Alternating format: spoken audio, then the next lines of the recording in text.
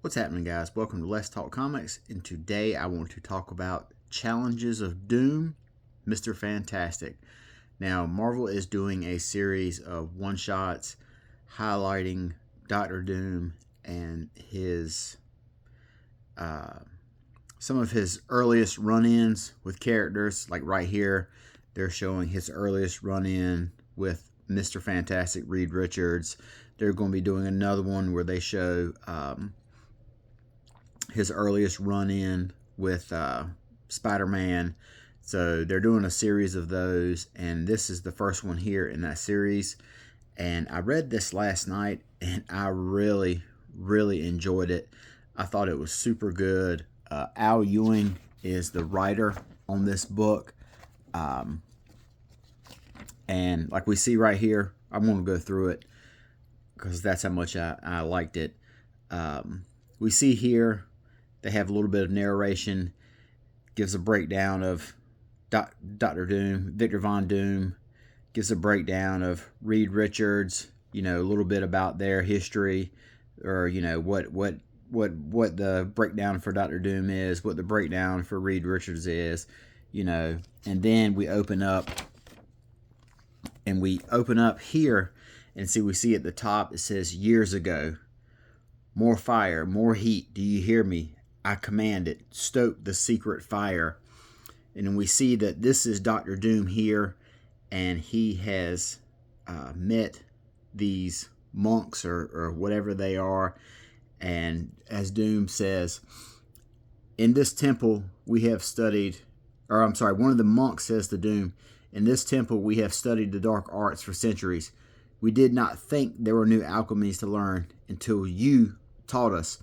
In your time here, you have progressed from student to teacher to the master of all, and we are proud to assist you on your onward journey. To which Doom replies, how could it be otherwise? I am who I am. My father knew medicine, my mother the forces of nature. The union of opposites, science and sorcery is in my blood. I am the living embodiment of the dark alchemy you seek. So this is a tale that takes place in Dr. Doom's backstory. These are the guys he ran across and helped forge his armor. So we see right here, he's taken one of the Doom gauntlets out. So he's met these guys and he's forging his armor. And then we cut back to years earlier from that, where we see a young Doom. And we see young Doom right here. It says years earlier in Latveria. And he says, my heart already died with my mother. Now my father is dead as well. And look what he left behind, Valerie. An old caravan and a few meager jars of herbs and remedies. This is all that the life of a humble healer brought him. Werner von Doom was a good man, Victor. And how was he rewarded for it? With gold? Fine silks? No, they marched him like a slave to Baron Fortunov's castle to heal a wife dying from neglect after it was already too late to save her. And when he failed, they hunted him to death. So we already see personality traits that we see in Doom. These traits start to develop as he's a young man. His anger, his bitterness to people, the fact that greatness is not acknowledged and rewarded and only treated horribly.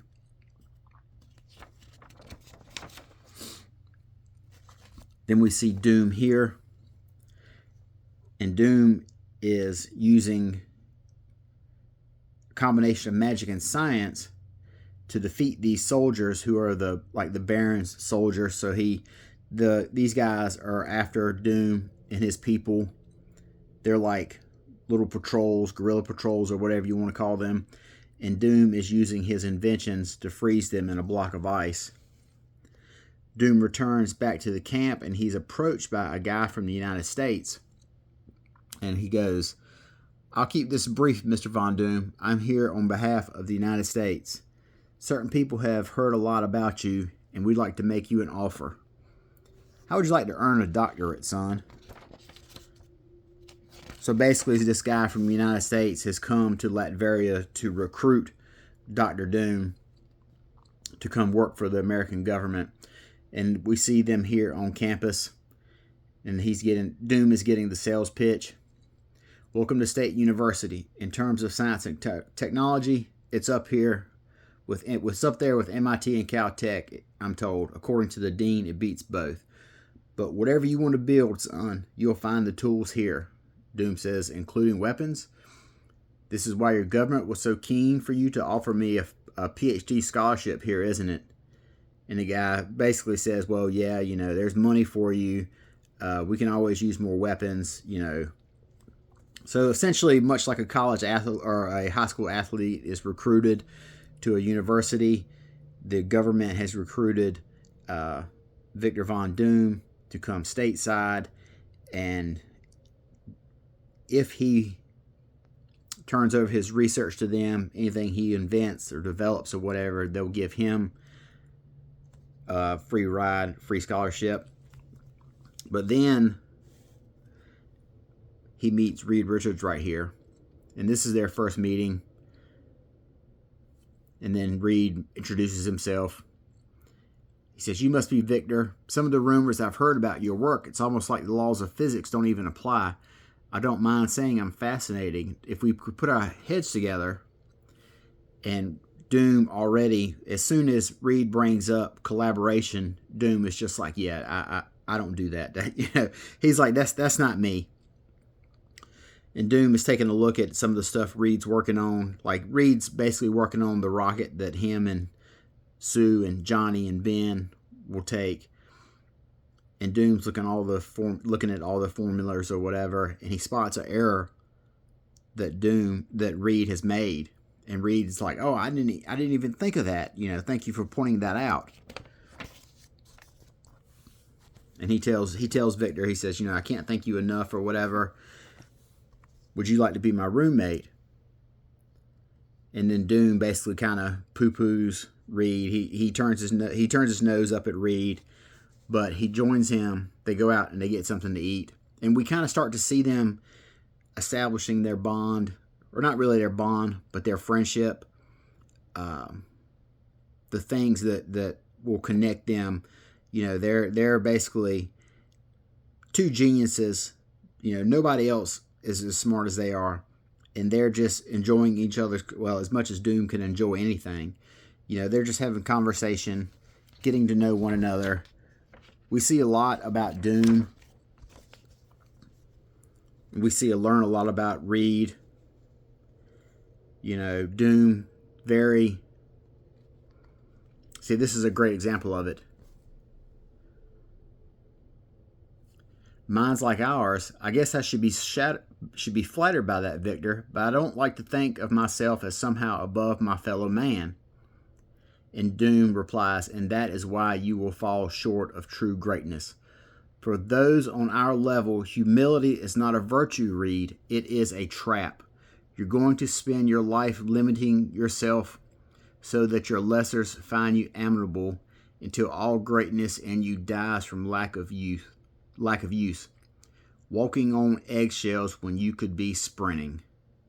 And Reed replies, "Or maybe I'll find friends and loved ones who accept my special qualities as I accept theirs. Maybe you could too if you..." What does that say? "Maybe you could too if you decide to reach down from that high horse of yours." To which Doom replies, "You think I should waste the humoring lesser intellect? You think I should waste time humoring lesser intellect? Oh, Reed, I'm doing that as we speak." So Reed makes the suggestion of, I'm not limiting myself. I'm just making myself more available for friendship and friends and in a future. To which Doom just takes incredible amount of exception to the idea that he himself should do the same thing.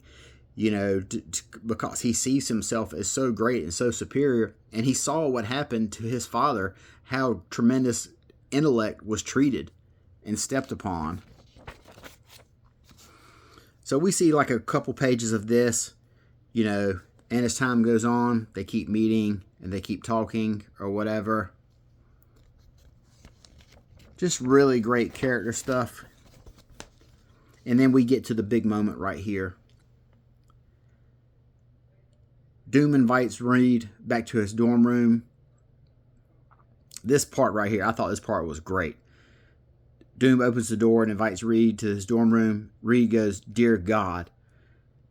And Doom says, "I wouldn't mention his name. Not here." Doom is conducting experiments in his dorm room. And Reed says, "What are you trying to do here? What are you doing?" And basically what Doom is making something to contact the netherworld, you know. And so Reed says, "You said your mother was dead. This is some high-tech seance you're trying to contact, some netherworld? Victor, this is madness." And then this is where all hell breaks loose, so to speak. Reed points out there is an error in Doom's math. He tells Doom, "Your numbers are wrong." And Doom just is, he's just like dumbfounded. He's like, "What?" And Reed points out to him, he goes, "This is a small thing here, but the amount of energy and the amount of power this thing's generating, you need to make sure these numbers are right." And Doom just tells him, "Shut up. Shut up and get out. Your opinions are not welcome. It's not an opinion, it's a fact. I'm giving you a fresh pair of eyes, Victor. Just look for yourself. You made a mistake." In which Doom replies, "I do not make mistakes, American, except when I allowed you in here. Now get out." So we see the difference between Reed and Doom. Doom pointed out a mistake that Reed made, and Reed took Doom's advice. He took Doom's, the mistake that Reed made and Doom found.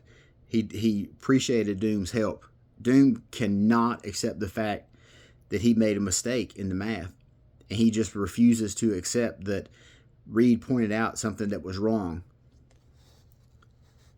And then we see him, his ego is really starting to kick in. He's lying. Where is his decimal point? I don't see it. I don't see it anywhere. Envy, jealousy, that's all. And I'm going to prove it. So he straps himself into his doohickey. And then, of course, we know everything that happens. He meets Mephisto right here. The machine blows up. And Doom is horribly disfigured. He gets kicked out of college.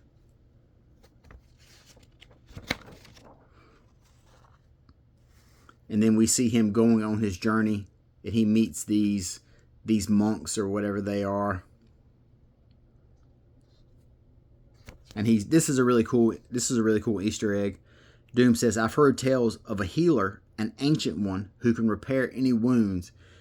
And I heard of an opposing order, satanic monks who heal wounds of the spirit with the greatest medicine there is, vengeance." So right here, they kind of want to lead you to think that Victor is going on a mission just like Stephen Strange did to meet the Ancient One and heal his hands. But Doom, he flips it right here at the last moment, and he goes, "I don't want my wounds repaired. I'm seeking vengeance. I'm seeking the opposite of the Ancient One." And then he forges the helmet. And they tell him, the helmet's not fully cooled yet. Doom and the guy says, "Say no more. Such a man cannot wait as others. Such a man cannot wait." Doom puts the mask on. And of course, it horribly disfigures his face further. And then we see him fully in his persona right now as Dr. Doom. And when they asked him,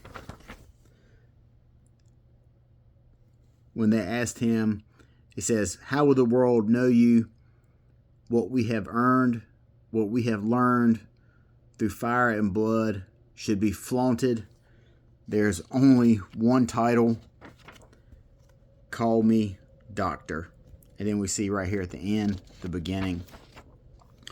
And then on to next issue, which will show us the first meeting between Spider-Man and Victor Von Doom. But I read this issue last night, and I was absolutely blown away by it. It was an incredible look at Dr. Doom and Reed's early days. Al Ewing did an absolute bang-up job capturing the feel of the egomaniac, the I don't want to call it delusions of grandeur, because he certainly is a incredibly talented individual, but the narcissism of Doom, how he thinks he's infallible, and Reed, meeting a young Reed who is basically Doom's polar opposite. Al Ewing captured all of that. But this is just a regular standalone issue right here. Highly recommended if you want to know more about Doom and Mr. Fantastic. Everything you need to know about their dynamic is right here in this one shot. And I think this came out about 2 or 3 weeks ago, so it's a chance you can still find it on the shelf at your comic book shop. So that is Challenges of Doom #1, Mr. Fantastic. If you see it, pick it up. I think you'll enjoy it. So till next time, talk to you guys later. Have a good day, and bye-bye.